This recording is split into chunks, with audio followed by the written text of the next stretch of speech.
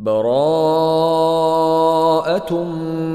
من الله ورسوله إلى الذين عاهدتم من المشركين সম্পর্ক ছেদ করা হলো আল্লাহ ও তার রাসূলের পক্ষ থেকে সেই মুশরিকদের সাথে যাদের সাথে তোমরা চুক্তিবদ্ধ হয়েছিলে। فسيحوا في الأرض 4 أشهر واعلموا أنكم غير معجز الله وأن الله مخزي الكافرين অতঃপর তোমরা পরিভ্রমণ করো এ দেশে 4 মাস কাল, আর জেনে রেখো তোমরা আল্লাহকে পরাভূত করতে পারবে না, আর নিশ্চয় আল্লাহ কাফিরদের লাঞ্ছিত করে থাকেন। وَأَذَانٌ مِّنَ اللَّهِ وَرَسُولِهِ إِلَى النَّاسِ يَوْمَ الْحَجِّ الْأَكْبَرِ أَنَّ اللَّهَ بَرِيءٌ مِّنَ الْمُشْرِكِينَ وَرَسُولُهُ فَإِن تُبْتُمْ فَهُوَ خَيْرٌ لَّكُمْ وَإِن تَوَلَّيْتُمْ فَاعْلَمُوا أَنَّكُمْ غَيْرُ مُعْجِزِ اللَّهِ وَبَشِّرِ الَّذِينَ كَفَرُوا بِعَذَابٍ أَلِيمٍ আর মহান হজের দিনে আল্লাহ ও তার রাসূলের পক্ষ থেকে লোকদের প্রতি ঘোষণা করে দেয়া হচ্ছে যে আল্লাহ মুশরিকদের থেকে দায়িত্ব মুক্ত এবং তার রাসূলও। অবশ্য যদি তোমরা তওবা করো তবে তা তোমাদের জন্য কল্যাণকর, আর যদি মুখ ফিরাও তবে জেনে রেখো আল্লাহকে তোমরা পরাভূত করতে পারবে না, আর কাফিরদের মর্মান্তিক শাস্তির সুসংবাদ দাও। إلا الذين عاهدتم من المشركين ثم لم ينقصوكم شيئا ولم يظاهروا عليكم أحدا فأتموا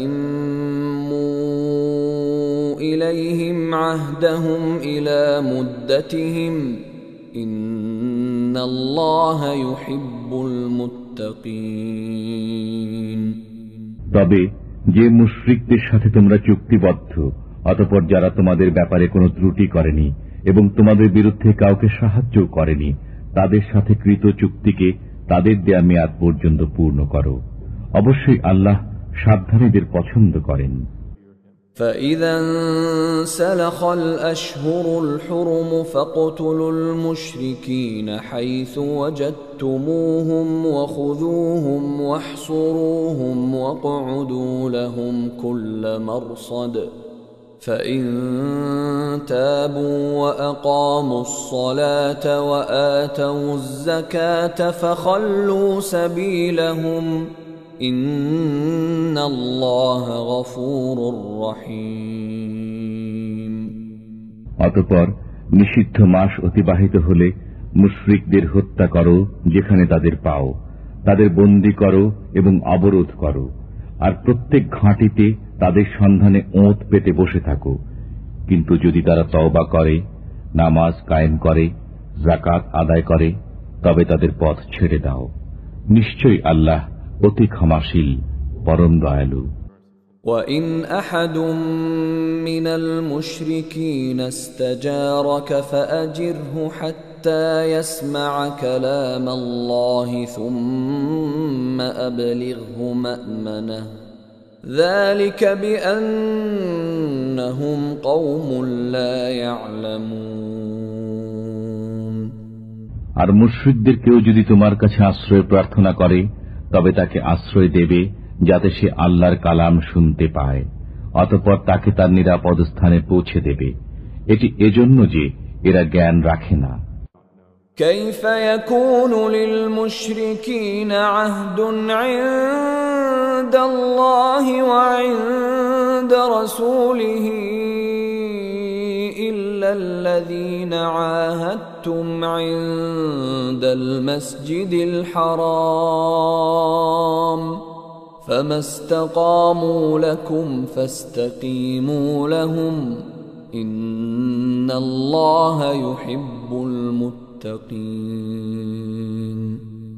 মুশরিকদের চুক্তি আল্লাহর নিকট ও তাঁর রাসূলের নিকট কিরূপে বলবৎ থাকবে? তবে যাদের সাথে তোমরা চুক্তি সম্পাদন করেছ মসজিদুল হারামের নিকট, অতঃপর যে পর্যন্ত তারা তোমাদের জন্য সরল থাকে তোমরাও তাদের জন্য সরল থাকো। নিঃসন্দেহে আল্লাহ সাবধানীদের পছন্দ করেন। كيف وإن يظهروا عليكم لا يرقبوا فيكم إلا ولا ذمة يرضونكم بأفواههم وتأبى قلوبهم وأكثرهم فاسقون। কিরূপে? তারা তোমাদের উপর জয়ী হলে তোমাদের আত্মীয়তার ও অঙ্গীকারে কোনো মর্যাদা দেবে না। তারা মুখে তোমাদের সন্তুষ্ট করে, কিন্তু তাদের অন্তরসমূহ তা অস্বীকার করে, আর তাদের অধিকাংশ প্রতিশ্রুতি ভঙ্গকারী। اشتروا بآيات الله ثمنا قليلا فصدوا عن سبيله إنهم ساء ما كانوا يعملون। তারা আল্লাহর আয়াতসমূহ নগণ্য মূল্যে বিক্রয় করে, অতঃপর লোকদের নিবৃত রাখে তার পথ থেকে। তারা যা করে চলছে তা অতি নিকৃষ্ট। لا يرقبون في مؤمن إلا ولا ذمة وأولئك هم المعتدون। তারা মর্যাদা দেয় না কোনো মুসলমানের ক্ষেত্রে আত্মীয়তার আর না অঙ্গীকারের, আর তারাই সীমা লঙ্ঘনকারী।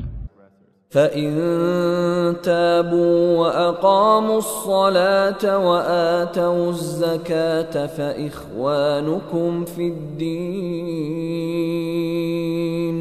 ونفصل الآيات لقوم يعلمون। অবশ্যই তারা যদি তওবা করে, নামাজ কায়েম করে আর যাকাত আদায় করে, তবে তারা তোমাদের দ্বীনী ভাই। আর আমি বিধানসমূহে জ্ঞানী লোকদের জন্য সবিস্তারে বর্ণনা করে থাকি। وَإِن نَكَثُوا أَيْمَانَهُم مِّن بَعْدِ عَهْدِهِمْ وَطَعَنُوا فِي دِينِكُمْ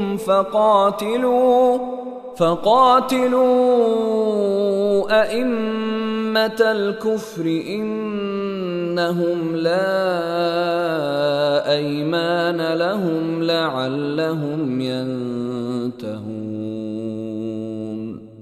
আর যদি ভঙ্গ করে তারা তাদের শপথ প্রতিশ্রুতির পর এবং বিদ্রুপ করে তোমাদের দিন সম্পর্কে, তবে কুফর প্রধানদের সাথে যুদ্ধ করো, কারণ এদের কোনো শপথ নেই যাতে তারা ফিরে আসে।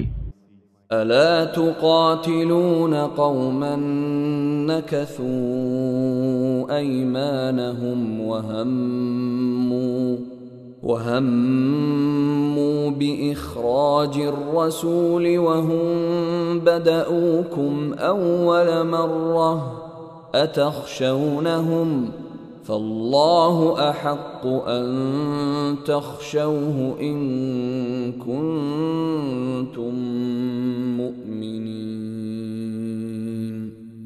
তোমরা কি সেই দলের সাথে যুদ্ধ করবে না যারা ভঙ্গ করেছে নিজেদের শপথ এবং সংকল্প নিয়েছে রসুলকে বহিষ্কারের?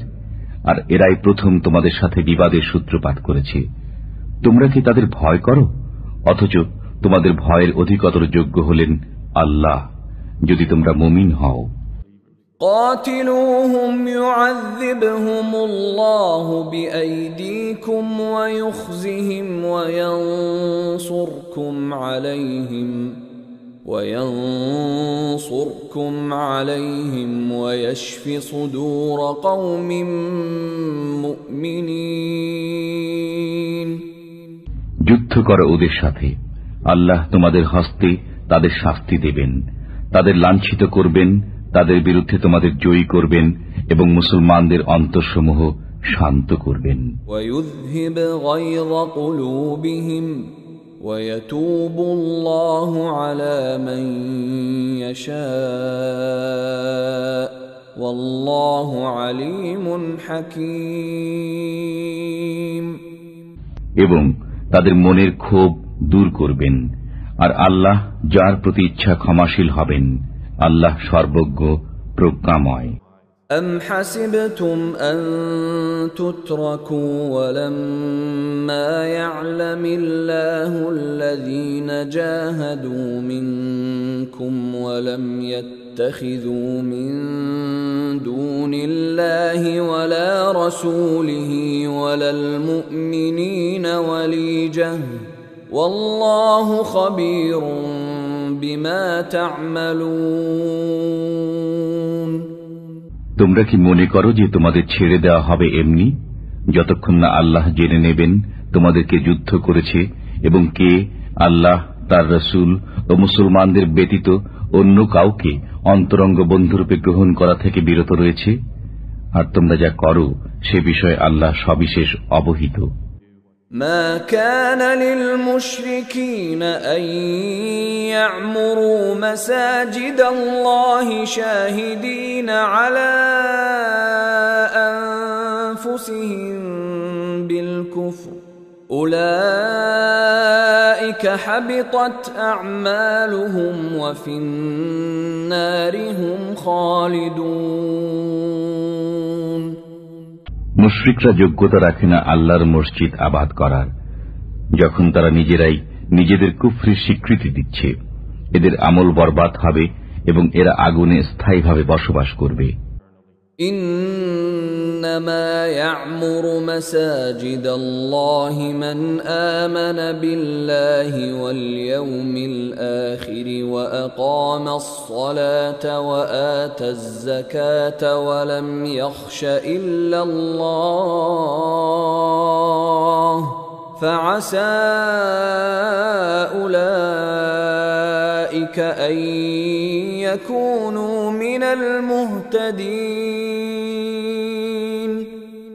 নিঃসন্দেহে তারাই আল্লাহর মসজিদ আবাদ করবে যারা ঈমান এনেছে আল্লাহর প্রতি ও শেষ দিনের প্রতি এবং কায়েম করেছে নামাজ ও আদায় করেছে যাকাত, আর আল্লাহ ব্যতীত আর কাউকে ভয় করে না।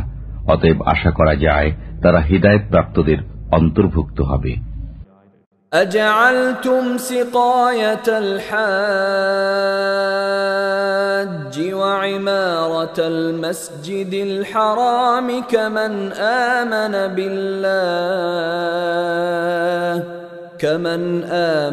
بالله واليوم الآخر وجاهد في سبيل الله لا يستوون عند الله والله لا يهدي القوم الظالمين।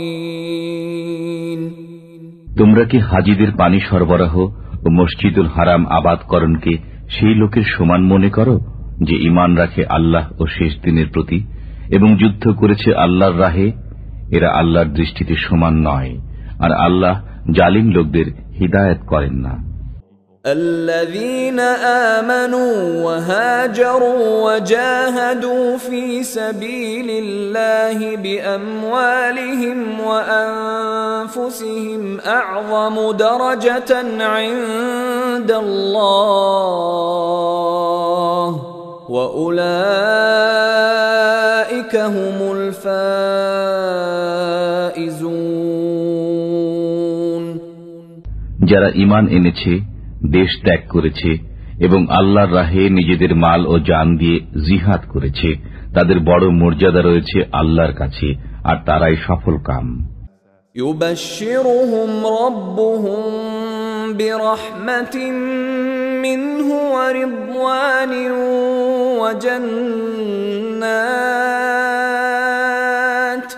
وجنات لهم فيها نعيم মুকিম।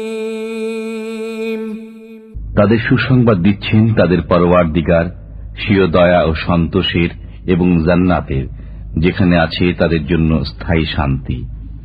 খালিদিন ফিহা আবাদা ইন্নাল্লাহা عنده أجر عظيم তথা তারা থাকবে চিরদিন। নিঃসন্দেহে আল্লাহর কাছে আছে মহাপুরস্কার। يا أيها الذين آمنوا لا تتخذوا آباءكم وإخوانكم أولياء إن استحبوا الكفر على الإيمان ومن يتولهم منكم فأولئك هم الظالمون হে ঈমানদারগণ, তোমরা স্বীয় পিতা ও ভাইদেরকে অভিভাবক রূপে গ্রহণ করো না, যদি তারা ঈমান অপেক্ষা কুফরকে ভালোবাসে, আর তোমাদের যারা তাদের অভিভাবক রূপে গ্রহণ করে তারা সীমা লঙ্ঘনকারী। قل إن كان آباؤكم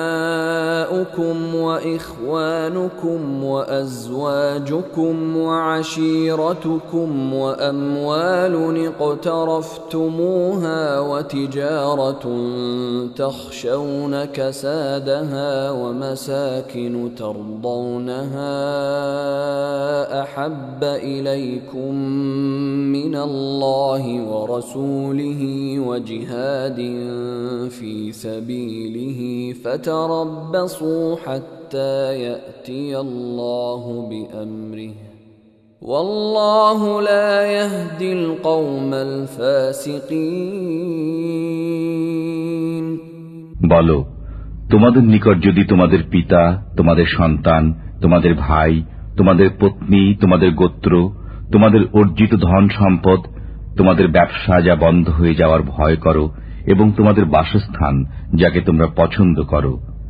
আল্লাহ, তার রসুল ও তাঁর রাহে জিহাদ করা থেকে অধিক প্রিয় হয়, তবে অপেক্ষা করো আল্লাহর বিধান আসা পর্যন্ত, আর আল্লাহ ফাসিক সম্প্রদায়কে হিদায়াত করেন না। لقد نصركم الله في مواطن كثيرة ويوم حنين إذ أعجبتكم كثرتكم فلم تغن عنكم شيئا وضاقت عليكم الأرض بما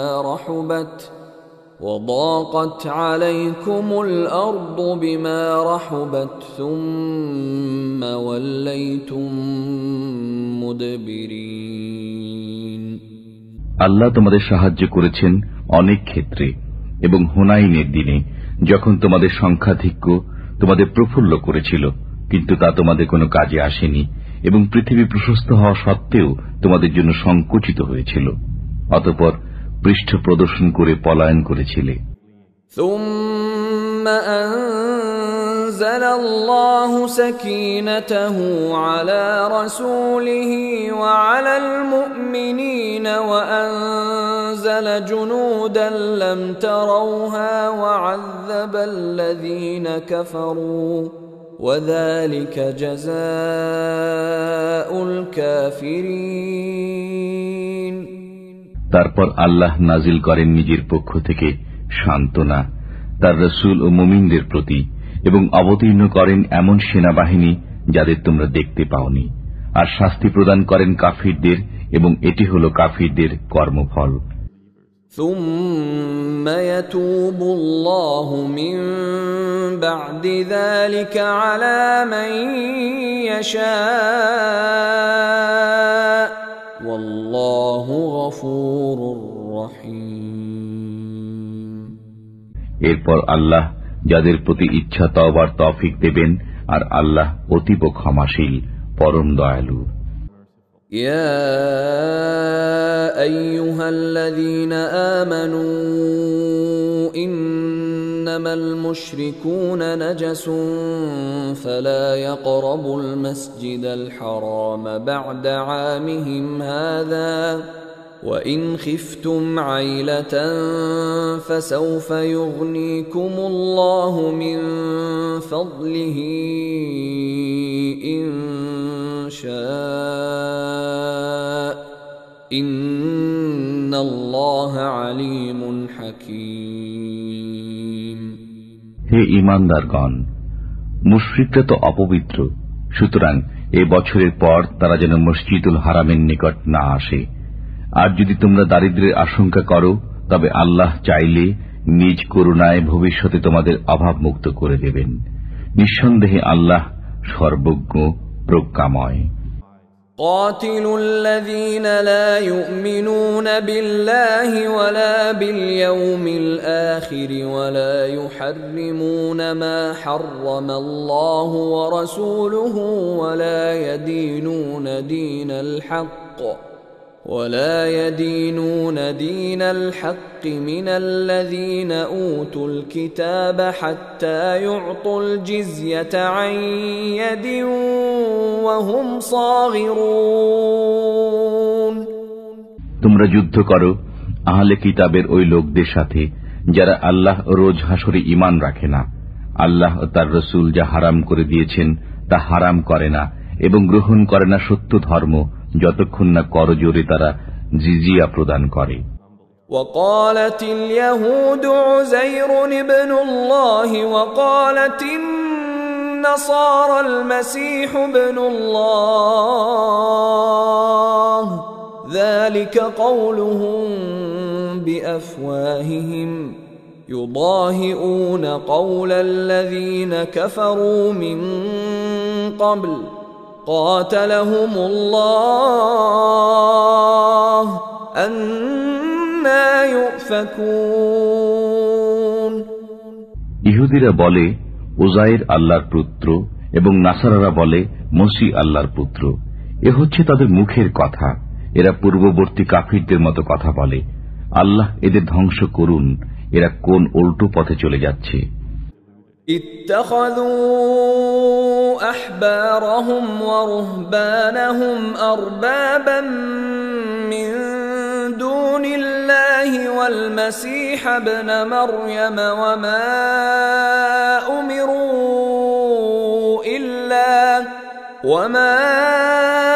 أمروا إلا ليعبدوا إلها واحدا لا إله إلا هو سبحانه عما يشركون. তারা তাদের পণ্ডিত ও সংসার বিভাগীদের তাদের পালনকর্তারূপে গ্রহণ করেছে আল্লাহ ব্যতীত এবং মরিয়মের পুত্রকেও, অথচ তারা আদিষ্ট ছিল একমাত্র মাবুদের ইবাদতের জন্য। তিনি ছাড়া কোনো মাবুদ নেই। তারা তার শরীক সাব্যস্ত করে, তার থেকে তিনি পবিত্র। يريدون أن يطفئوا نور الله بأفواههم ويأبى الله إلا أن يتم نوره ولو كره الكافرون. তারা তাদের মুখের ফুৎকারে আল্লাহর নূরকে নির্বাপিত করতে চায়, কিন্তু আল্লাহ অবশ্যই তার নূরের পূর্ণতা বিধান করবেন, যদিও কাফিররা তা অপ্রীতিকর মনে করে। هو الذي أرسل رسوله بالهدى ودين الحق ليظهره على الدين كله ولو كره المشركون. তিনি প্রেরণ করেছেন আপন রসুলকে হেদায়েত ও সত্য দিন সহকারে, যেন এ দিনকে অপরাপর দিনের উপর জয়যুক্ত করেন, যদিও মুশরিকরা তা অপ্রীতিকর মনে করে। ইয়া আইয়ুহাল্লাযীনা আমানু ইন্না কাসীরাম মিনাল আহবারি ওয়ার রুহবানি ليأكلون أموال الناس بالباطل ويصدون عن سبيل الله والذين يكنزون الذهب والفضة ولا ينفقونها في سبيل الله فبشرهم بعذاب أليم. হে ঈমানদারগণ, পণ্ডিত ও সংসার বিরাগীদের অনেকে লোকদের মালামাল অন্যায়ভাবে ভোগ করে চলছে এবং আল্লাহর পথ থেকে লোকদের নিবৃত রাখছে। আর যারা স্বর্ণ ও রূপা জমা করে রাখে এবং তা ব্যয় করে না আল্লাহর পথে, তাদের কঠোর আযাবের সুসংবাদ শুনিয়ে দিন। يوم يحمى عليها في نار جهنم فتكوى بها جباههم وجنوبهم وظهورهم هذا ما كنزتم لأنفسكم فذوقوا ما كنتم تكنزون। সেদিন জাহান্নামের আগুনে তা উত্তপ্ত করা হবে এবং তার দ্বারা তাদের ললাট, পার্শ্ব ও পৃষ্ঠদেশকে দগ্ধ করা হবে। সেদিন বলা হবে, এগুলো যা তোমরা নিজেদের জন্য জমা রেখেছিলে, সুতরাং এক্ষণে আস্বাদ গ্রহণ করো জমা করে রাখার। إن عدة الشهور عند الله 12 شهرا في كتاب الله يوم خلق السماوات والأرض منها 4 حرم ذلك الدين القيم فلا تظلموا فيهن أنفسكم وقاتلوا المشركين كافة كما يقاتلونكم كافة واعلموا أن الله مع المتقين। নিশ্চয় আল্লাহর বিধান ও গণনায় মাস 12টি, আসমানসমূহ ও পৃথিবী সৃষ্টির দিন থেকে তন্মধ্যে 4টি সম্মানিত। এটি সুপ্রতিষ্ঠিত বিধান, সুতরাং এর মধ্যে তোমরা নিজেদের প্রতি অত্যাচার করো না। আর মুশরিকদের সাথে তোমরা যুদ্ধ করো সমবেতভাবে, যেমন তারাও তোমাদের সাথে যুদ্ধ করে যাচ্ছে সমবেতভাবে। আর মনে রেখো, আল্লাহ মুত্তাকিদের সাথে রয়েছেন। ইন্নামান নাসিউ জিয়াদাতুন ফিল কুফর يضل به الذين كفروا يحلونه عاما ويحرمونه عاما ليواطئوا عدة ما حرم الله فيحلوا ما حرم الله زين لهم سوء أعمالهم والله لا يهدي القوم الكافرين। এই মাস পিছিয়ে দেওয়ার কাজ কেবল কুফরির মাত্রা বৃদ্ধি করে, যার ফলে কাফিরগণ গোমরাহিতে পতিত হয়। এরা হালাল করে নেয় একে 1 বছর এবং হারাম করে নেয় অন্য বছর, যাতে তারা গণনা পূর্ণ করে নেয় আল্লাহর নিষিদ্ধ মাসগুলোর। অতঃপর হালাল করে নেয় আল্লাহর হারামকৃত মাসগুলোকে। তাদের মন্দ কাজগুলো তাদের জন্য শোভনীয় করে দেওয়া হল, আর আল্লাহ কাফির সম্প্রদায়কে হিদায়েত করেন না। يا أيها الذين آمنوا ما لكم إذا قيل لكم انفروا في سبيل الله اثاقلتم إلى الأرض أرضيتم بالحياة الدنيا من الآخرة فما متاع الحياة الدنيا في الآخرة إلا قليل। হে ঈমানদারগণ, তোমাদের কি হলো যখন আল্লাহর পথে বের হবার জন্য তোমাদের বলা হয়, তখন মাটি জড়িয়ে ধরো। তোমরা কি আখিরাতের পরিবর্তে দুনিয়ার জীবনে পরিতুষ্ট হয়ে গেলে? অথচ আখিরাতের তুলনায় দুনিয়ার জীবনের উপকরণ অতি অল্প। إلا تنفروا يعذبكم عذابا أليما ويستبدل قوما غيركم ولا تضروه شيئا والله على كل شيء قدير। যদি বের না হও, তবে আল্লাহ তোমাদের মর্মন্তুদ আযাব দেবেন এবং অপর জাতিকে তোমাদের স্থলাভিষিক্ত করবেন। তোমরা তার কোনো ক্ষতি করতে পারবে না, আর আল্লাহ সর্ববিষয়ে শক্তিমান। إلا تنصروه فقد نصره الله إذ أخرجه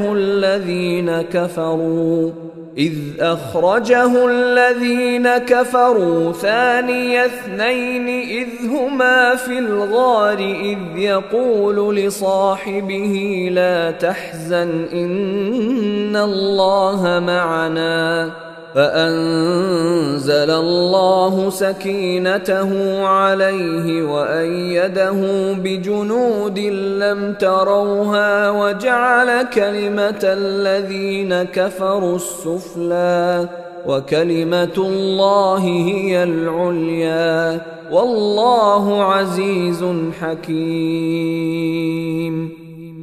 যদি তোমরা তাকে অর্থাৎ রাসূলকে সাহায্য না করো তবে মনে রেখো আল্লাহ তার সাহায্য করেছিলেন যখন তাকে কাফিররা বহিষ্কার করেছিল। তিনি ছিলেন দুজনের একজন। যখন তারা গুহার মধ্যে ছিলেন তখন তিনি আপন সঙ্গীকে বললেন, বিষণ্ণ হও না, আল্লাহ আমাদের সাথে আছেন। অতঃপর আল্লাহ তার প্রতি স্বীয় সান্ত্বনা নাজিল করলেন এবং তার সাহায্যে এমন বাহিনী পাঠালেন যা তোমরা দেখনি। বস্তুত আল্লাহ কাফিরদের মাথা নিচু করে দিলেন, আর আল্লাহর কথাই সদা সমুন্নত এবং আল্লাহ পরাক্রমশীল প্রজ্ঞাময়।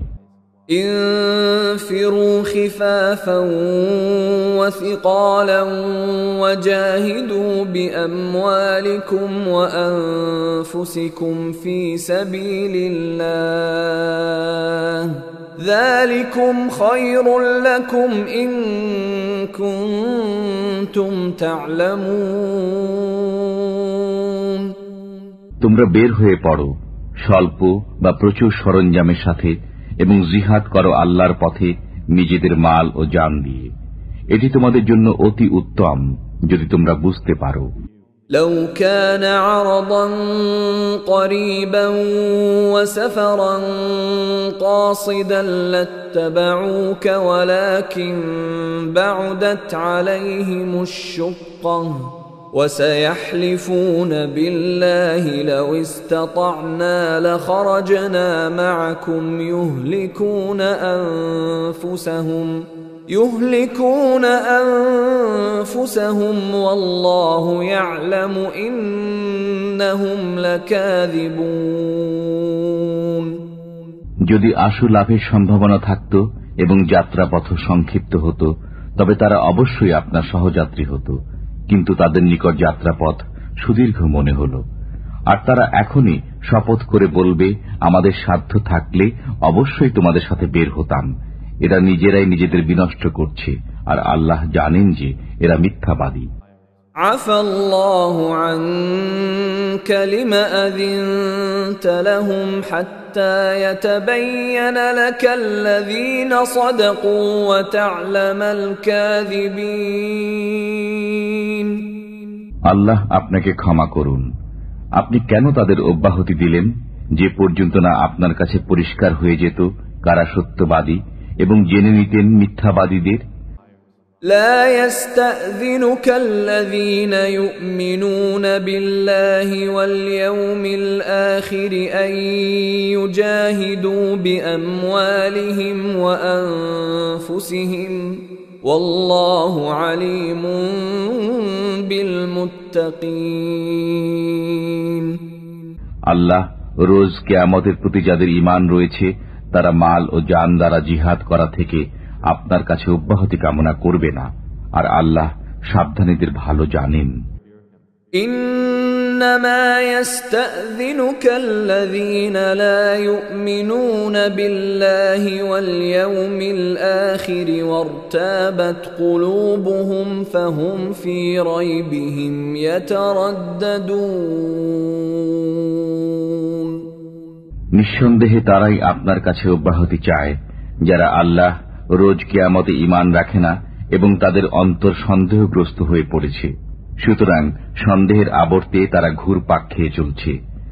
ولو أرادوا الخروج لأعدوا له عدة ولكن كره الله بعاثهم فثبطهم وقيل اقعدوا مع القاعدين আর যদি তারা বের হওয়ার সংকল্প নিত তবে অবশ্যই কিছু সরঞ্জাম প্রস্তুত রাখত, কিন্তু তাদের উত্থান আল্লাহর পছন্দ নয়, তাই তাদের নিবৃত রাখলেন এবং আদেশ হল উপবিষ্ট লোকদের সাথে তোমরা বসে থাকো। لو خرجوا فيكم ما زادوكم إلا خبالا ولأوضعوا خلالكم يبغونكم الفتنة وفيكم سماعون لهم والله عليم بالظالمين যদি তোমাদের সাথে তারা বের হতো তবে তোমাদের অনিষ্ট ছাড়া আর কিছু বৃদ্ধি করত না, আর অশ্ব ছুটাতো তোমাদের মধ্যে বিভেদ সৃষ্টির উদ্দেশ্যে, আর তোমাদের মাঝে রয়েছে তাদের গুপ্তচর। বস্তুত আল্লাহ জালিমদের ভালোভাবেই জানেন। لقد ابتغوا الفتنة من قبل وقلبوا لك الأمور حتى جاء الحق وظهر أمر الله حتى جاء الحق وظهر أمر الله وهم كارهون তারা পূর্ব থেকেই বিভেদ সৃষ্টির সুযোগ সন্ধানে ছিল এবং আপনার কার্যসমূহ ওলট পালট করে দিচ্ছিল। শেষ পর্যন্ত সত্য প্রতিশ্রুতি এসে গেল এবং জয়ী হল আল্লাহর হুকুম, যে অবস্থায় তারা মন্দ বোধ করল। ومنهم من يقول ائذن لي ولا تفتني ألا في الفتنة سقطوا وإن جهنم لمحيطة بالكافرين আর তাদের কেউ বলে, আমাকে অব্যাহতি দিন এবং পথভ্রষ্ট করবেন না। শুনে রাখো, তারা তো পূর্ব থেকে পথভ্রষ্ট এবং নিঃসন্দেহে জাহান্নাম এই কাফিরদের পরিবেষ্টন করে রয়েছে। إن تصبك حسنة تسؤهم وإن تصبك مصيبة يقولوا قد أخذنا أمرنا من قبل ويتولوا وهم فرحون আপনার কোনো কল্যাণ হলে তারা মন্দবোধ করে এবং কোনো বিপদ উপস্থিত হলে তারা বলে, আমরা পূর্ব থেকেই নিজেদের কাজ সামলে নিয়েছি, এবং ফিরে যায় উল্লসিত মনে। قل لن يصيبنا إلا ما كتب الله لنا هو مولانا وعلى الله فليتوكل المؤمنون আপনি বলুন, আমাদের কাছে কিছুই পৌঁছবে না, কিন্তু যা আল্লাহ আমাদের জন্য রেখেছেন তিনি আমাদের কার্যনির্বাহক। আল্লাহর উপরই মুমিনদের ভরসা করা উচিত। قل هل تربصون بنا إلا إحدى الحسنيين ونحن نتربص بكم أن يصيبكم الله بعذاب من عنده أو بأيدينا فتربصوا إنا معكم متربصون আপনি বলুন, তোমরা তো আমাদের জন্য দুকল্যাণের একটি প্রত্যাশা করো, আর আমরা প্রত্যাশায় আছি তোমাদের জন্য যে আল্লাহ তোমাদের আযাব দান করুক নিজের পক্ষ থেকে অথবা আমাদের হস্তে।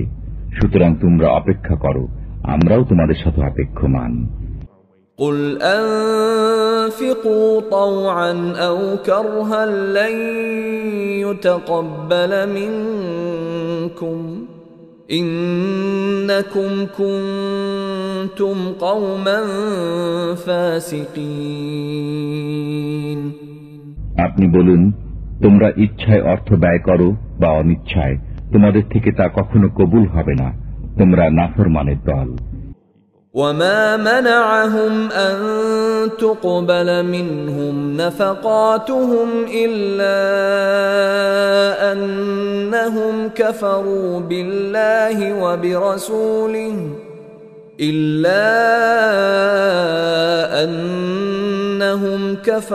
بالله وبرسوله ولا يأتون الصلاة إلا وهم كسالى ولا ينفقون إلا وهم كارهون তাদের অর্থ ব্যয় কবুল না হওয়ার এছাড়া আর কোনো কারণ নেই যে তারা আল্লাহ ও তার রাসূলের প্রতি অবিশ্বাসী। তারা নামাজে আসে অলসতার সাথে আর ব্যয় করে সংকুচিত মনে। فلا تعجبك أموالهم ولا أولادهم إنما يريد الله ليعذبهم بها في الحياة الدنيا وتزهق أنفسهم وهم كافرون সুতরাং তাদের ধন সম্পদ ও সন্তান সন্ততি যেন আপনাকে বিস্মিত না করে। আল্লাহর ইচ্ছা হল এগুলো দ্বারা দুনিয়ার জীবনে তাদের আযাবে নিপতিত রাখা এবং প্রাণ বিয়োগ হওয়া কুফরি অবস্থায়। ويحلفون بالله إنهم لمنكم وما هم منكم ولكنهم قوم يفرقون তারা আল্লাহর নামে হলফ করে বলে যে তারা তোমাদেরই অন্তর্ভুক্ত, অথচ তারা তোমাদের অন্তর্ভুক্ত নয়। অবশ্য তারা তোমাদের ভয় করে।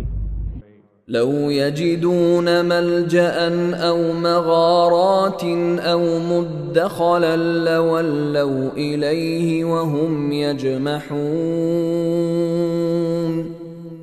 তারা কোনো আশ্রয়স্থল, কোনো গুহা বা মাথা গোঁজার ঠাঁই পেলে সেদিকে পলায়ন করবে দ্রুত গতিতে।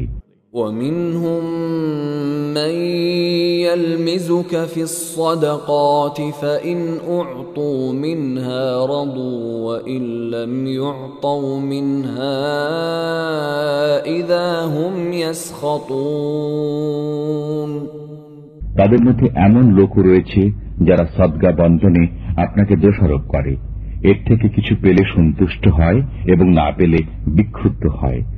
ولو أنهم رضوا ما آتاهم الله ورسوله وقالوا حسبنا الله سيؤتينا الله من فضله ورسوله إنا إلى الله راغبون কতই না ভালো হতো যদি তারা সন্তুষ্ট হতো আল্লাহ ও তার রাসূলের উপর এবং বলতো আল্লাহই আমাদের জন্য যথেষ্ট, আল্লাহ আমাদের দেবেন নিজ করুণায় এবং তার রাসূলও, আমরা শুধু আল্লাহকেই কামনা করি। إنما الصدقات للفقراء والمساكين والعاملين عليها والمؤلفة قلوبهم وفي الرقاب والغارمين وفي سبيل الله وابن السبيل فريضة من الله والله عليم حكيم যাকাত হলো কেবল ফকির, মিসকিন, যাকাত আদায়কারী ও যাদের চিত্ত আকর্ষণ প্রয়োজন তাদের হক, এবং তা দাস মুক্তির জন্য, ঋণগ্রস্তদের জন্য, আল্লাহর পথে জিহাদকারীদের জন্য এবং মুসাফিরদের জন্য এই হল আল্লাহর নির্ধারিত বিধান। আল্লাহ সর্বজ্ঞ, প্রজ্ঞাময়। ومنهم الذين يؤذون النبي ويقولون هو أذن قل أذن خير لكم يؤمن بالله ويؤمن للمؤمنين ورحمة للذين آمنوا منكم والذين يؤذون رسول الله لهم عذاب أليم আর তাদের মধ্যে কেউ কেউ নবীকে ক্লেশ দেয় এবং বলে, এ লোকটি তো কান সর্বস্ব। আপনি বলে দিন, কান হলেও তোমাদেরই মঙ্গলের জন্য। আল্লাহর উপর বিশ্বাস রাখে এবং বিশ্বাস রাখে মুসলমানদের কথার উপর। বস্তুত তোমাদের মধ্যে যারা ঈমানদার তাদের জন্য তিনি রহমত বিশেষ, আর যারা আল্লাহর রাসূলের প্রতি কুৎসা রচনা করে তাদের জন্য রয়েছে বেদনাদায়ক আযাব। يحلفون بالله لكم ليرضوكم والله ورسوله أحق أن يرضوه إن كانوا مؤمنين। তোমাদের সামনে আল্লাহর কসম খায় যাতে তোমাদের রাজি করাতে পারে। অবশ্য তারা যদি ঈমানদার হয়ে থাকে তবে আল্লাহকে এবং তার রাসূলকে রাজি করা অত্যন্ত জরুরি। ألم يعلموا أنه من يحادد الله ورسوله فأن له نار جهنم خالدا فيها ذلك الخزي العظيم।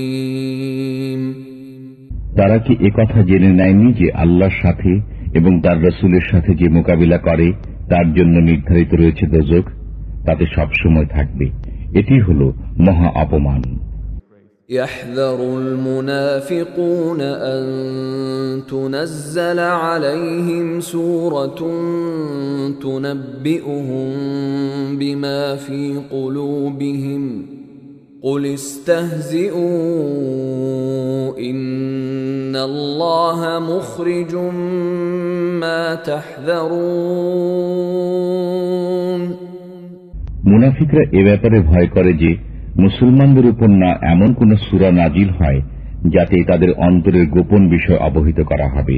সুতরাং আপনি বলে দিন, ঠাট্টা বিদ্রুপ করতে থাকো, আল্লাহ তা অবশ্যই প্রকাশ করবেন যার ব্যাপারে তোমরা ভয় করছো।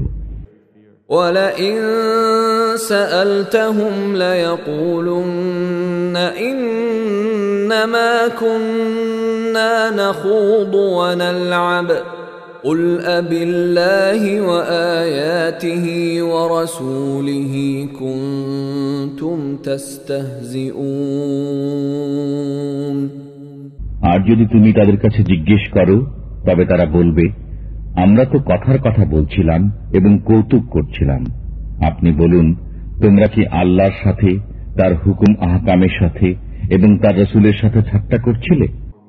لا تعتذروا قد كفرتم بعد إيمانكم إن نعف عن طائفة منكم نعذب طائفة بأنهم كانوا مجرمين। ছলনা করো না, তোমরা যে কাফির হয়ে গেছো ঈমান প্রকাশ করার পর। তোমাদের মধ্যে কোন কোন লোককে যদি আমি ক্ষমা করে দেইও তবে অবশ্য কিছু লোককে আযাবও দেব, কারণ তারা ছিল গুনাহগার। المنافقون والمنافقات بعضهم من بعض يأمرون بالمنكر وينهون عن المعروف ويقبضون أيديهم نسوا الله فنسيهم إن المنافقين هم الفاسقون। মুনাফিক নরনারী সবারই গতিবিধি একরকম, শেখায় মন্দ কথা, ভালো কথা থেকে বারণ করে এবং নিজ মুঠো বন্ধ রাখে। আল্লাহকে ভুলে গেছে তারা, কাজেই তিনিও তাদের ভুলে গেছেন। নিঃসন্দেহে মুনাফিকরাই নাফরমান। وعد الله المنافقين والمنافقات والكفار نار جهنم خالدين فيها هي حسبهم ولعنهم الله ولهم عذاب মুকিম। ওয়াদা করেছেন আল্লাহ মুনাফিক পুরুষ এবং মুনাফিক নারীদের এবং কাফিরদের জন্য দোজখের আগুনের, তাতে পড়ে থাকবে সর্বদা, সেটাই তাদের জন্য যথেষ্ট। আর আল্লাহ তাদের প্রতি অভিসম্পাত করেছেন এবং তাদের জন্য রয়েছে স্থায়ী আযাব। كالذين من قبلكم كانوا أشد منكم قوة وأكثر أموالا وأولادا فاستمتعوا بخلاقهم فاستمتعتم بخلاقكم كما استمتع الذين من قبلكم بخلاقهم وخضتم كالذي خاضوا أولئك حبطت أعمالهم في الدنيا والآخرة وأولئك هم الخاسرون। যেমন করে তোমাদের পূর্ববর্তী লোকেরা তোমাদের চেয়ে বেশি ছিল শক্তিতে এবং ধন সম্পদের ও সন্তান সন্ততির অধিকারীও ছিল বেশি, অতঃপর উপকৃত হয়েছে নিজেদের ভাগের দ্বারা। আবার তোমরা ফায়দা উঠিয়েছ তোমাদের ভাগের দ্বারা, যেমন করে তোমাদের পূর্ববর্তীরা ফায়দা উঠিয়েছিল নিজেদের ভাগের দ্বারা। আর তোমরাও চলছ তাদেরই চলন অনুযায়ী। তারা ছিল সে লোক যাদের আমলসমূহ নিঃশেষিত হয়ে গেছে দুনিয়া ও আখিরাতে, আর তারাই হয়েছে ক্ষতির সম্মুখীন। ألم يأتهم نبأ الذين من قبلهم قوم نوح وعاد وثمود وقوم إبراهيم وأصحاب مدين والمؤتفكات أتتهم رسلهم بالبينات فما كان الله ليظلمهم ولكن كانوا أنفسهم يظلمون। তাদের সংবাদ কি এদের কানে এসে পৌঁছায়নি যারা ছিল তাদের পূর্বে, নূহের, আদের ও সামুদের সম্প্রদায় এবং ইব্রাহিমের সম্প্রদায়ের এবং মাদিয়ানবাসীদের এবং সেসব জনপদের যেগুলোকে উল্টে দেওয়া হয়েছিল? তাদের কাছে এসেছিলেন তাদের নবী পরিষ্কার নির্দেশ নিয়ে। বস্তুত আল্লাহ তো এমন ছিলেন না যে তাদের উপর জুলুম করতেন, কিন্তু তারা নিজেরাই নিজেদের উপর জুলুম করত। والمؤمنون والمؤمنات بعضهم أولياء بعض يأمرون بالمعروف وينهون عن المنكر ويقيمون الصلاة ويؤتون الزكاة ويطيعون الله ورسوله أولئك سيرحمهم الله إن الله عزيز حكيم। আর ঈমানদার পুরুষ ও ঈমানদার নারী একে অপরের সহায়ক। তারা ভালো কথার শিক্ষা দেয় এবং মন্দ থেকে বিরত রাখে, নামাজ প্রতিষ্ঠা করে, যাকাত দেয় এবং আল্লাহ ও তাঁর রাসূলের নির্দেশ অনুযায়ী জীবন যাপন করে। এদের উপর আল্লাহ তাআলা দয়া করবেন। নিশ্চয়ই আল্লাহ পরাক্রমশালী, সুকৌশলী। وعد الله المؤمنين والمؤمنات جنات تجري من تحتها الأنهار خالدين فيها ومساكن طيبة في جنات عدن ورضوان من الله أكبر ذلك هو الفوز العظيم। আল্লাহ ঈমানদার পুরুষ ও ঈমানদার নারীদের প্রতিশ্রুতি দিয়েছেন কাননকুঞ্জের, যার তলদেশে প্রবাহিত হয় প্রস্রবণ। তারা সেগুলোই মাঝে থাকবে, আর এসব কাননকুঞ্জে থাকবে পরিচ্ছন্ন থাকার ঘর। বস্তুত এ সমুদায়ের মাঝে সবচেয়ে বড় হল আল্লাহর সন্তুষ্টি। এটি হল মহান কৃতকার্যতা। يا أيها النبي جاهد الكفار والمنافقين واغلظ عليهم ومأواهم جهنم وبئس المصير। হে নবী, কাফিরদের সাথে যুদ্ধ করুন এবং মুনাফিকদের সাথে তাদের সাথে কঠোরতা অবলম্বন করুন। তাদের ঠিকানা হল দোজখ এবং তা হল নিকৃষ্ট ঠিকানা। يحلفون بالله ما قالوا ولقد قالوا كلمة الكفر وكفروا بعد إسلامهم وهموا بما لم ينالوا وما نقموا إلا أن أغناهم الله ورسوله من فضله فإن يتوبوا يك خيرا لهم وإن يتولوا يعذبهم الله عذابا أليما في الدنيا والآخرة وما لهم في الأرض من ولي ولا نصير। তারা কসম খায় যে আমরা বলিনি, অথচ নিঃসন্দেহে তারা বলেছে কুফরি বাক্য এবং মুসলমান হবার পর অস্বীকৃতি জ্ঞাপনকারী হয়েছে। আর তারা কামনা করেছিল এমন বস্তুর যা তারা প্রাপ্ত হয়নি। আর এসব তারই পরিণতি ছিল যে আল্লাহ ও তাঁর রাসূল তাদেরকে সম্পদশালী করে দিয়েছিলেন নিজের অনুগ্রহের মাধ্যমে। বস্তুত এরা যদি তওবা করে নেয় তবে তাদের জন্য মঙ্গল, আর যদি তা না মানে তবে তাদেরকে আযাব দেবেন আল্লাহ তাআলা, বেদনাদায়ক আযাব দুনিয়া ও আখিরাতে। অতএব বিশ্ব চরাচরে তাদের জন্য কোনো সাহায্যকারী সমর্থক নেই। ومنهم من عاهد الله لئن آتانا من فضله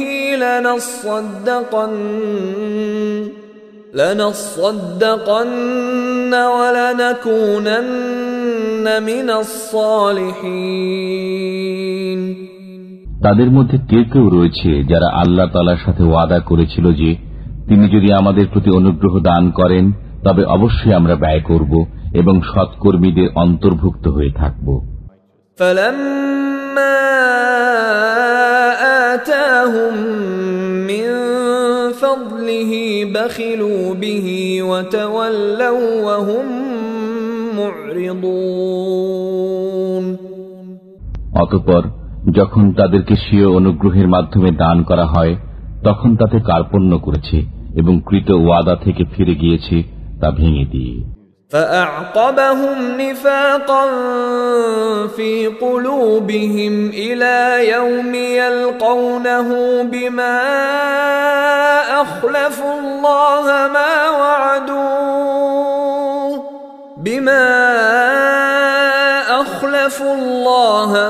وعدوه وبما كانوا يكذبون।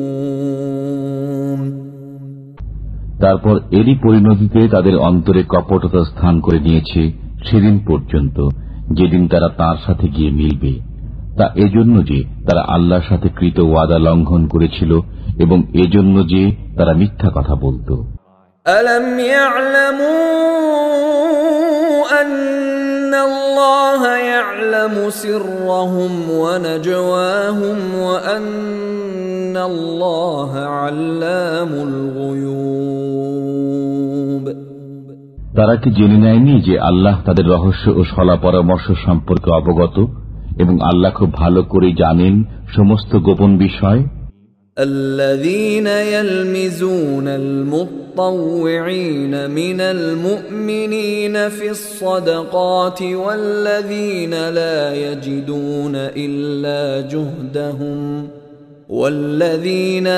يجدون إلا جهدهم فيسخرون منهم سخر الله منهم ولهم عذاب أليم।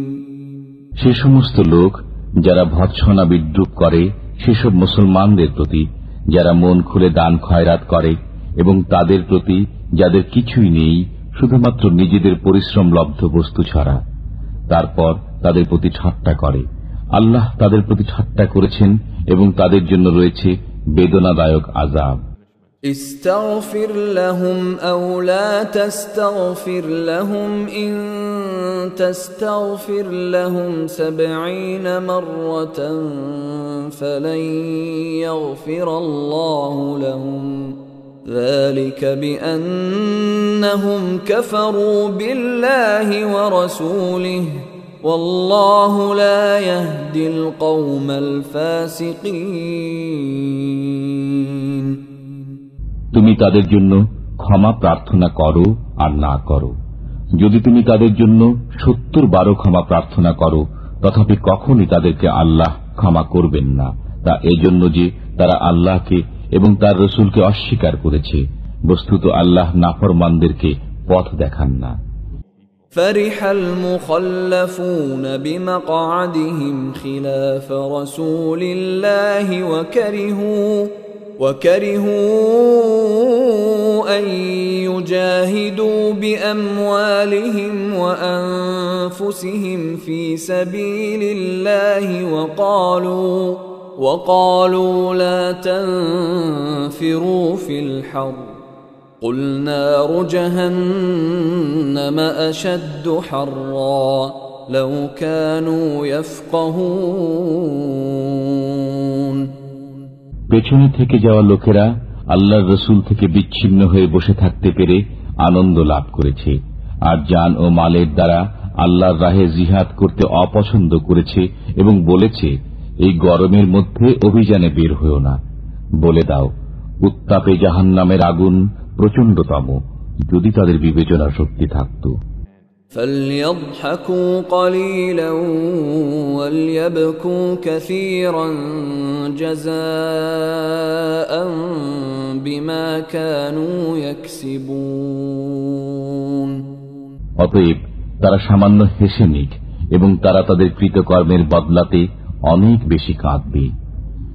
فإن رجعك الله إلى طائفة منهم فاستأذنوك للخروج فقل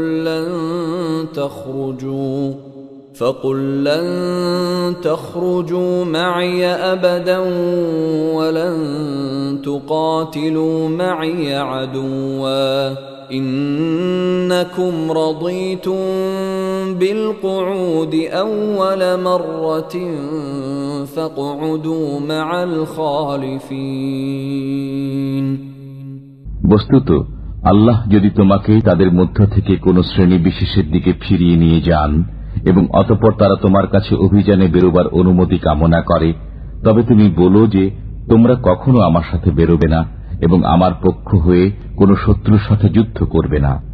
তোমরা তো প্রথমবারে বসে থাকা পছন্দ করেছ, কাজেই পেছনে পড়ে থাকা লোকদের সাথে বসে থাকো।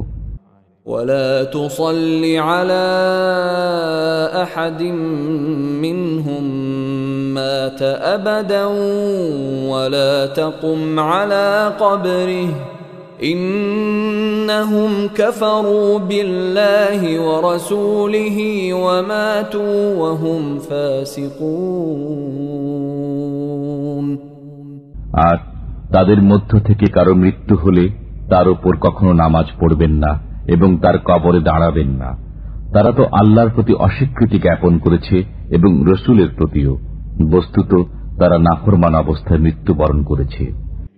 ولا تعجبك أموالهم وأولادهم إنما يريد الله أن يعذبهم بها في الدنيا وتزهق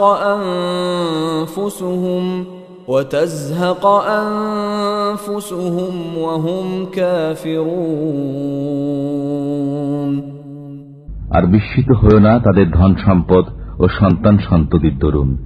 আল্লাহ তো এই চান যে এসবের কারণে তাদেরকে আযাবের ভেতরে রাখবেন দুনিয়ায় এবং তাদের প্রাণ নির্গত হওয়া পর্যন্ত যেন তারা কাফিরই থাকে। وَإِذَا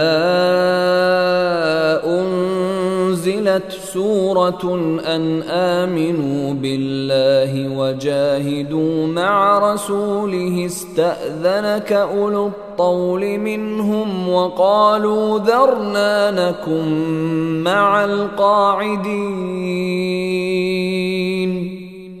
আর যখন নাজিল হয় কোন সূরা যে তোমরা ঈমান আনো আল্লাহর উপর তার রসুলের সাথে একাত্ম হয়ে তখন বিদায় কামনা করে তাদের সামর্থ্যবান লোকেরা এবং বলে, আমাদের অব্যাহতি দিন, যাতে আমরা নিষ্ক্রিয়ভাবে বসে থাকা লোকদের সাথে থেকে যেতে পারি। رضوا بأن يكونوا مع الخوالف وطبع على قلوبهم فهم لا يفقهون। তারা পেছনে পড়ে থাকা লোকদের সাথে থেকে যেতে পেরে আনন্দিত হয়েছে এবং মোহর এঁটে দেয়া হয়েছে তাদের অন্তঃসমূহের উপর, বস্তুত তারা বোঝে না। لكن الرسول والذين آمنوا معه جاهدوا بأموالهم وأنفسهم وأولئك لهم الخيرات وأولئك هم المفلحون। কিন্তু রসুল এবং সেসব লোক যারা ঈমান এনেছে তার সাথে তারা যুদ্ধ করেছে নিজেদের জান ও মালের দ্বারা, তাদেরই জন্য নির্ধারিত রয়েছে কল্যাণসমূহ এবং তারাই মুক্তির লক্ষ্যে উপনীত হয়েছে। أعد الله لهم جنات تجري من تحتها الأنهار خالدين فيها ذلك الفوز العظيم। আল্লাহ তাদের জন্য তৈরি করে রেখেছেন কানন কুঞ্জ, যার তলদেশে প্রবাহিত রয়েছে প্রস্রবণ, তারা তাতে বাস করবে অনন্তকাল। এটাই হল বিরাট কৃতকার্যতা। وجاء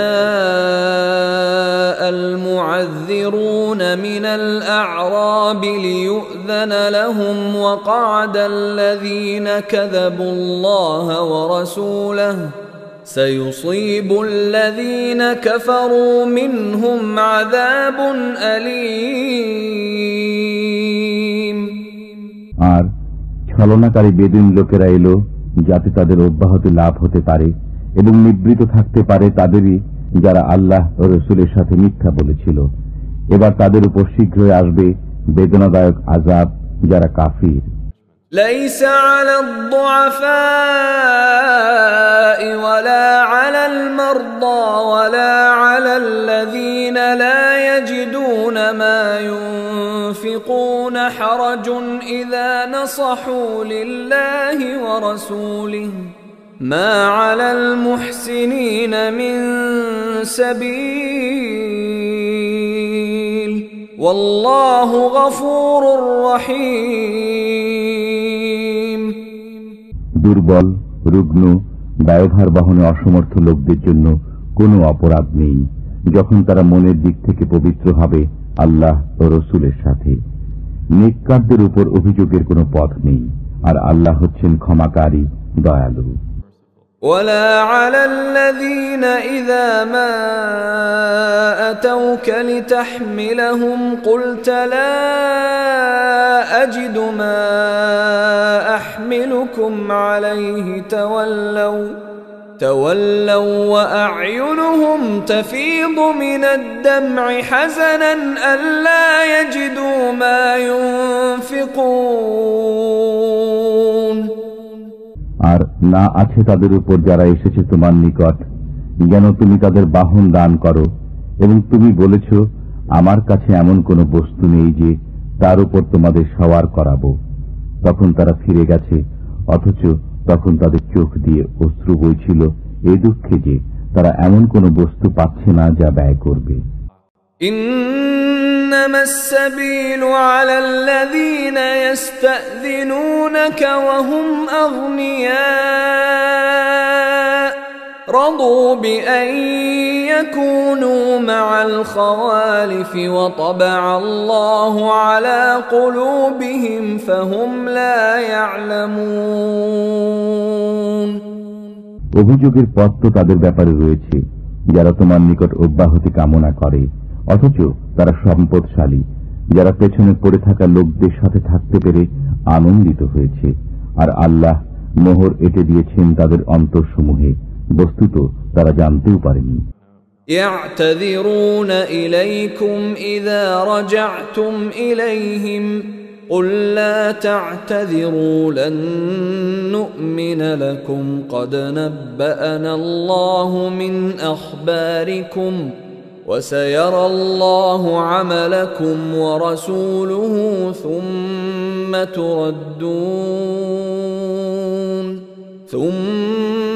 تردون إلى عالم الغيب والشهادة فينبئكم بما كنتم تعملون তুমি যখন তাদের কাছে ফিরে আসবে তখন তারা তোমাদের নিকট ছল ছুতা নিয়ে উপস্থিত হবে। তুমি বলো, ছলনা করো না, আমি কখনো তোমাদের কথা শুনব না। আমাকে আল্লাহ তাআলা তোমাদের অবস্থা সম্পর্কে অবহিত করে দিয়েছেন, আর এখন তোমাদের কর্ম আল্লাহই দেখবেন এবং তার রাসূল। তারপর তোমরা প্রত্যাবর্তিত হবে সেই গোপন ও অগোপন বিষয়ে অবগত সত্তার নিকট। তিনিই তোমাদের বাতলে দেবেন যা তোমরা করছিলে। سيحلفون بالله لكم إذا انقلبتم إليهم لتعرضوا عنهم فأعرضوا عنهم إنهم رجس ومأواهم جهنم جزاء بما كانوا يكسبون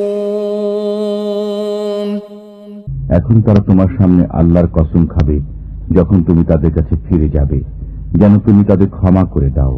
সুতরাং তুমি তাদের ক্ষমা করো। নিঃসন্দেহে এরা অপবিত্র এবং তাদের কৃতকর্মের বদলা হিসাবে তাদের ঠিকানা হলো দোজখ। يحلفون لكم لترضوا عنهم فإن ترضوا عنهم فإن الله لا يرضى عن القوم الفاسقين তারা তোমার সামনে কসম খাবে যাতে তুমি তাদের প্রতি রাজি হয়ে যাও। অতএব তুমি যদি রাজি হয়ে যাও তাদের প্রতি, তবু আল্লাহ তাআলা রাজি হবেন না এ নাফরমান লোকদের প্রতি। الأعراب أشد كفرا ونفاقا وأجدر ألا يعلموا حدود ما أنزل الله على رسوله والله عليم حكيم বেদুইনরা কুফর ও মুনাফিকিতে অত্যন্ত কঠোর হয়ে থাকে এবং এরা সেসব নীতি কানুন না শেখারই যোগ্য যা আল্লাহ তাআলা তার রাসূলের উপর নাজিল করেছেন। বস্তুত আল্লাহ সবকিছু জানেন এবং তিনি অত্যন্ত কুশলী। ومن الأعراب من يتخذ ما ينفق مغرما ويتربص بكم الدوائر عليهم دائرة السوء والله سميع عليم আবার কোন কোন বেদুইন এমনও রয়েছে যারা নিজেদের ব্যয় করাকে জরিমানা বলে গণ্য করে এবং তোমার উপর কোনো দুর্দিন আসে কিনা সে অপেক্ষায় থাকে। তাদের উপর দুর্দিন আসুক, আর আল্লাহ হচ্ছেন শ্রবণকারী, পরিজ্ঞাত। ومن الأعراب من يؤمن بالله واليوم الآخر ويتخذ ما ينفق قربات عند الله وصلوات الرسول ألا إنها قربة لهم سيدخلهم الله في رحمته إن الله غفور رحيم আর কোন কোন বেদুইন হলো তারা যারা ঈমান আনে আল্লাহর উপর, কিয়ামত দিনের উপর এবং নিজেদের ব্যয়কে আল্লাহর নৈকট্য এবং রাসূলের দোয়া লাভের উপায় বলে গণ্য করে, যেন তারাই হলো তাদের ক্ষেত্রে নৈকট্য। আল্লাহ তাদেরকে নিজের রহমতের অন্তর্ভুক্ত করবেন। নিশ্চয়ই আল্লাহ ক্ষমাশীল, করুণাময়।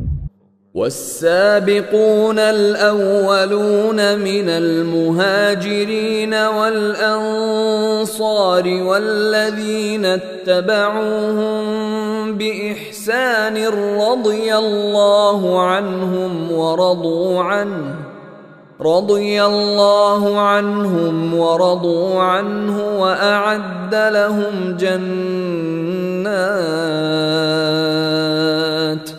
وأعد لهم جنات تجري تحتها الأنهار خالدين فيها أبدا ذلك الفوز العظيم।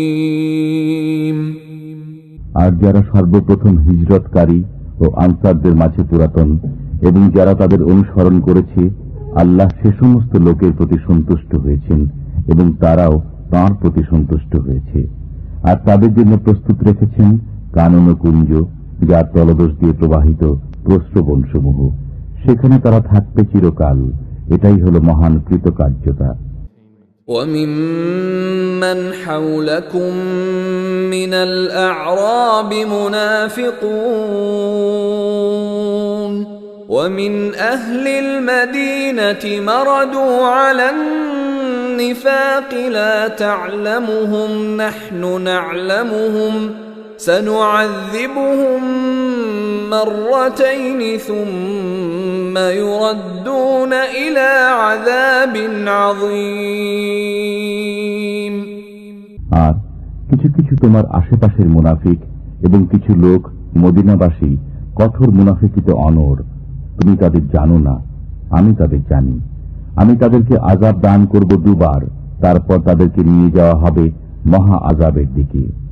وآخرون اعترفوا بذنوبهم خلطوا عملا صالحا وآخر سيئا عسى الله أن يتوب عليهم إن الله غفور رحيم।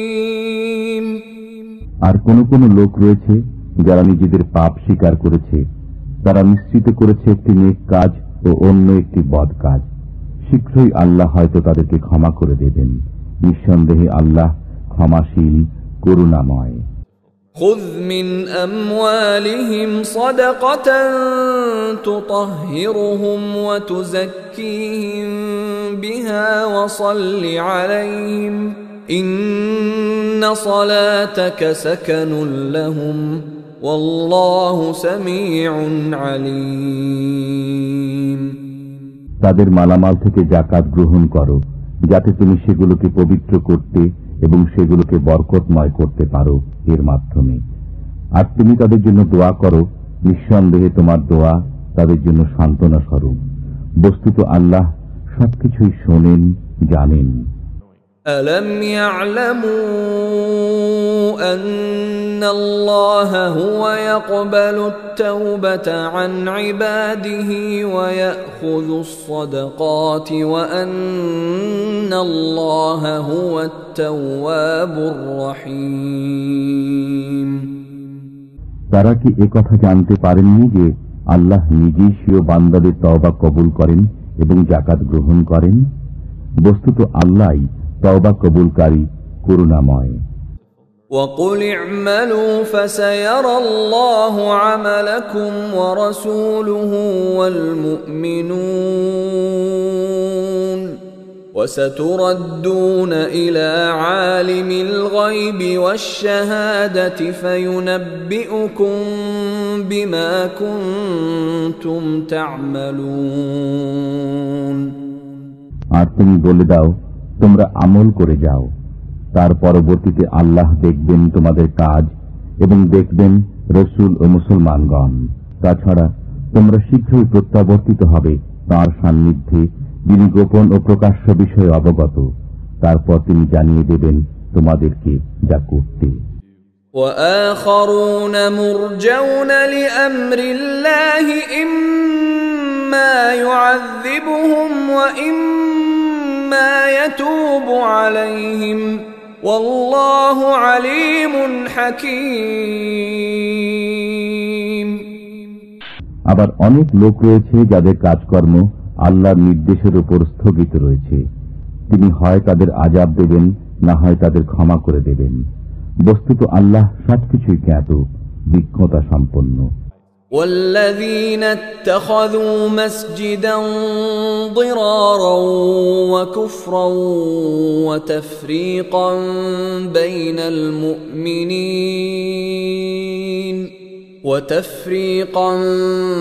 بين المؤمنين وإرصادا لمن حارب الله ورسوله من قبل وليحلفن إن أردنا إلا الحسنى والله يشهد إنهم لكاذبون আর যারা নির্মাণ করেছে মসজিদ জিদের বশে এবং কুফরের তাড়নায় মুমিনদের মধ্যে বিভেদ সৃষ্টির উদ্দেশ্যে এবং ওই লোকদের জন্য ঘাঁটি স্বরূপ যে পূর্ব থেকে আল্লাহ ও তার রসুলের সাথে যুদ্ধ করে আসছে, আর তারা অবশ্যই শপথ করবে যে আমরা কেবল কল্যাণই চেয়েছি, পক্ষান্তরে আল্লাহ সাক্ষী যে তারা সবাই মিথ্যুক। لا تقم فيه أبدا لمسجد أسس على التقوى من أول يوم أحق أن تقوم فيه رجال يحبون أن يتطهروا والله يحب المطهرين তুমি কখনো সেখানে দাঁড়াবে না, তবে যে মসজিদের ভিত্তি রাখা হয়েছে তাকওয়ার উপর প্রথম দিন থেকে, সেটি তোমার দাঁড়াবার যোগ্য স্থান। সেখানে রয়েছে এমন লোক যারা পবিত্রতাকে ভালোবাসে, আর আল্লাহ পবিত্র লোকদের ভালোবাসেন। أفمن أسس بنيانه على تقوى من الله ورضوان خير أم من أسس بنيانه على شفا جرف هار فانهار به في نار جهنم والله لا يهدي القوم الظالمين যে ব্যক্তি স্বীয় গৃহের ভিত্তি রেখেছে আল্লাহর ভয় ও তাঁর সন্তুষ্টির উপর, সে উত্তম না সে ব্যক্তি উত্তম যে স্বীয় গৃহের ভিত্তি রেখেছে কোন গর্তের কিনারায় যা ধসে পড়ার নিকটবর্তী এবং অতঃপর তা ওকে নিয়ে দোজখের আগুনে পতিত হয়, আর আল্লাহ জালিমদের পথ দেখান না। لا يزال بنيانهم الذي بنوا ريبة في قلوبهم إلا أن تقطع قلوبهم والله عليم حكيم তাদের নির্মিত গৃহটি তাদের অন্তরে সদা সন্দেহের উদ্রেক করে যাবে, যে পর্যন্ত না তাদের অন্তরগুলো চৌচির হয়ে যায়, আর আল্লাহ সর্বজ্ঞ প্রজ্ঞাময়। ইন্নাল্লাহা ইশতারা মিনাল মুমিনিনা আনফুসাহুম ওয়া আমওয়ালাহুম বিআন্না লাহুমুল জান্নাহ يقاتلون في سبيل الله فيقتلون ويقتلون وعدا عليه حقا في التوراة والإنجيل والقرآن ومن أوفى بعهده من الله فاستبشروا ببيعكم الذي بايعتم به وذلك هو الفوز العظيم আল্লাহ ক্রয় করে নিয়েছেন মুসলমানদের থেকে তাদের জান ও মাল এই মূল্যে যে তাদের জন্য রয়েছে জান্নাত। তারা যুদ্ধ করে আল্লাহর রাহে, অতঃপর মারে ও মরে। তাওরাত, ইনজিল ও কোরআন তিনি এ সত্য প্রতিশ্রুতিতে অবিচল, আর আল্লাহর যে প্রতিশ্রুতি রক্ষায় কে অধিক। সুতরাং তোমরা আনন্দিত হও সে লেনদেনের উপর যা তোমরা করছো তার সাথে, আর এ হল মহান সাফল্য। التائبون العابدون الحامدون السائحون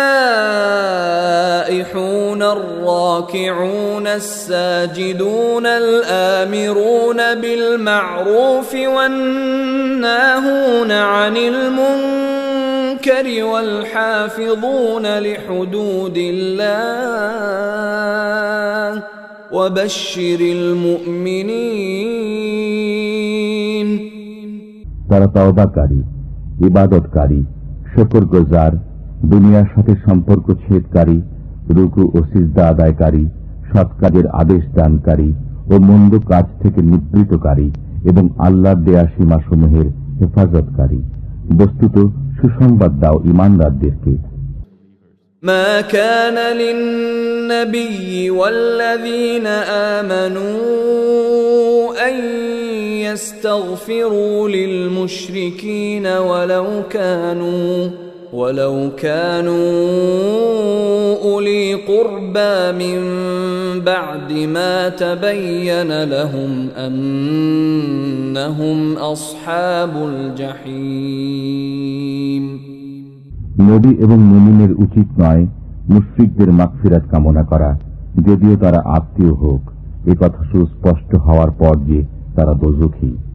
وما كان استغفار إبراهيم لأبيه إلا عن موعدة وعدها إياه فلما تبين له أنه عدو لله تبرأ منه إن إبراهيم لأواه حليم আর ইব্রাহিম কর্তৃক স্বীয় পিতার মাগফিরাত কামনা ছিল কেবল সেই প্রতিশ্রুতির কারণে যা তিনি তার সাথে করেছিলেন।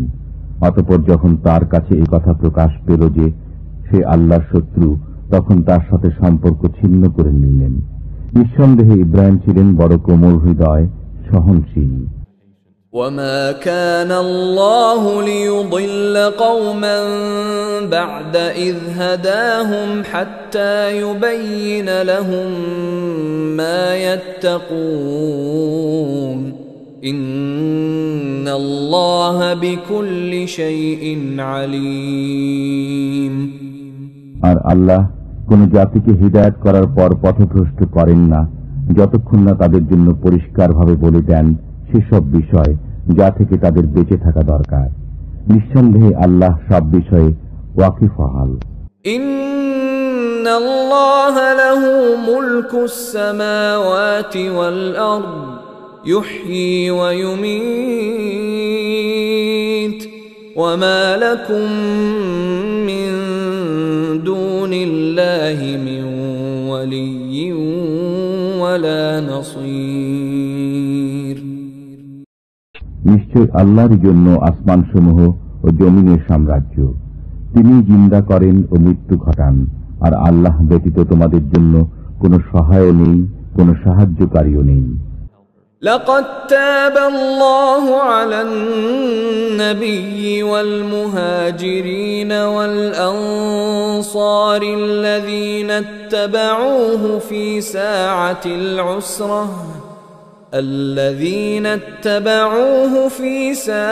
العسرة من بعد ما كاد يزيغ قلوب فريق منهم ثم تاب عليهم إنه بهم رؤوف رحيم। আল্লাহ দয়াশীল নবীর প্রতি এবং মুহাজির ও আনসারদের প্রতি যারা কঠিন মুহূর্তে নবীর সঙ্গে ছিল, যখন তাদের এক দলের অন্তর ফিরে যাওয়ার উপক্রম হয়েছিল, অতঃপর তিনি দয়া পরবশ হন তাদের প্রতি। নিঃসন্দেহে তিনি তাদের প্রতি দয়াশীল ও করুণাময়। وعلى الثلاثة الذين خلفوا حتى إذا ضاقت عليهم الأرض بما رحبت وضاقت عليهم أنفسهم وظنوا أن لا ملجأ من الله إلا إليه ثم تاب عليهم ليتوبوا إن الله هو التواب الرحيم। এবং অপর তিনজনকে যাদেরকে পেছনে রাখা হয়েছিল যখন পৃথিবী বিস্তৃত হওয়া সত্ত্বেও তাদের জন্য সংকুচিত হয়ে গেল এবং তাদের জীবন দুর্বিষহ হয়ে উঠল, আর তারা বুঝতে পারল যে আল্লাহ ব্যতীত আর কোনো আশ্রয়স্থল নেই, অতঃপর তিনি সদয় হলেন তাদের প্রতি যাতে তারা ফিরে আসে। নিঃসন্দেহে আল্লাহ দয়াময়, করুণাশীল। يا أيها الذين آمنوا اتقوا الله وكونوا مع الصادقين। হে ঈমানদারগণ, আল্লাহকে ভয় করো এবং সত্যবাদীদের সাথে থাকো। ما كان لأهل المدينة ومن حولهم من الأعراب أن يتخلفوا عن رسول الله ولا يرغبوا بأنفسهم عن نفسه، ذلك بأنهم لا يصيبهم ظمأ ولا نصب ولا مخمصة في سبيل الله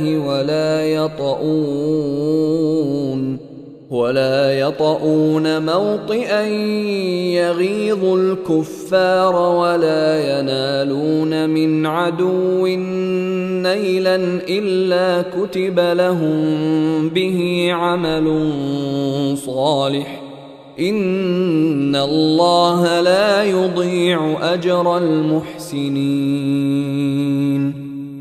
মদিনাবাসী ও পার্শ্ববর্তী পল্লীবাসীদের উচিত নয় রাসূলুল্লাহ সঙ্গ ত্যাগ করে পেছনে থেকে যাওয়া এবং রাসূলের প্রাণ থেকে নিজেদের প্রাণকে অধিক প্রিয় মনে করা। এটি এজন্য যে আল্লাহর পথে যে তৃষ্ণা, ক্লান্তি ও ক্ষুধা তাদের স্পর্শ করে এবং তাদের এমন পদক্ষেপ যা কাফিরদের মনে ক্রোধের কারণ হয়, আর শত্রুদের পক্ষ থেকে তারা যা কিছু প্রাপ্ত হয় তার প্রত্যেকটির পরিবর্তে তাদের জন্য লিখিত হয় নেক আমল। নিঃসন্দেহে আল্লাহ সৎকর্মশীল লোকদের হক নষ্ট করেন না। ولا ينفقون نفقة صغيرة ولا كبيرة ولا يقطعون واديا إلا كتب لهم ليجزيهم الله أحسن ما كانوا يعملون।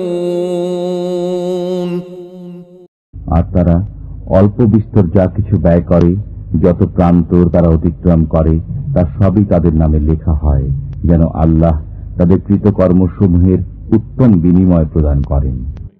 وما كان المؤمنون لينفروا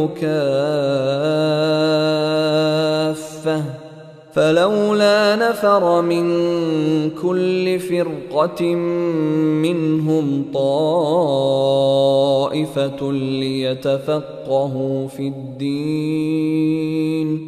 ليتفقهوا في الدين ولينذروا قومهم إذا رجعوا إليهم لعلهم يحذرون। আর সমস্ত মুমিনদের অভিযানে বের হওয়া সঙ্গত নয়, তাই তাদের প্রত্যেক দলের একটি অংশ কেন বের হল না, যাতে দিনের জ্ঞান লাভ করে এবং সংবাদ দান করে স্বজাতিকে যখন তারা তাদের কাছে প্রত্যাবর্তন করবে, যেন তারা বাঁচতে পারে।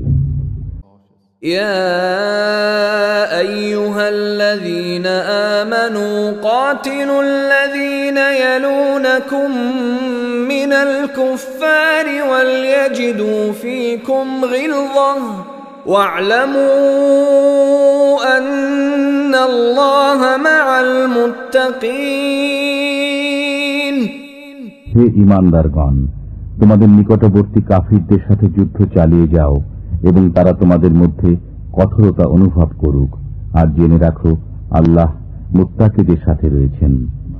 وَإِذَا مَا أُنْزِلَتْ سُورَةٌ فَمِنْهُمْ مَنْ يَقُولُ أَيُّكُمْ زَادَتْهُ هَذِهِ إِيمَانًا فَأَمَّا الَّذِينَ آمَنُوا فَزَادَتْهُمْ إِيمَانًا وَهُمْ يَسْتَبْشِرُونَ। আর যখন কোন সূরা অবতীর্ণ হয় তখন তাদের কেউ কেউ বলে, এ সূরা তোমাদের মধ্যে কার ঈমান কতটা বৃদ্ধি করল?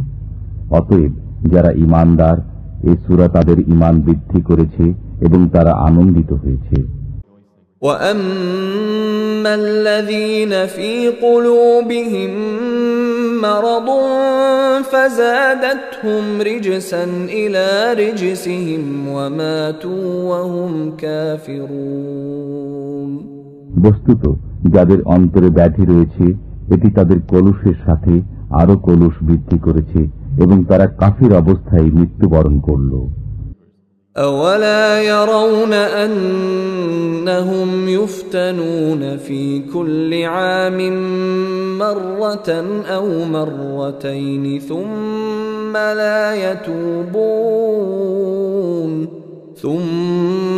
لَا يَتُوبُونَ وَلَا هُمْ يَذَّكَّرُونَ।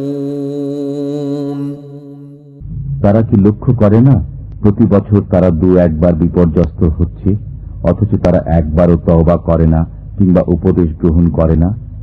وَإِذَا مَا أُنزِلَتْ سُورَةٌ نَظَرَ بَعْضُهُمْ إِلَى بَعْضٍ هَلْ يَرَاكُم مِّنْ أَحَدٍ ثُمَّ انصَرَفُوا صَرَفَ اللَّهُ قُلُوبَهُم بِأَنَّهُمْ قَوْمٌ لَّا يَفْقَهُونَ।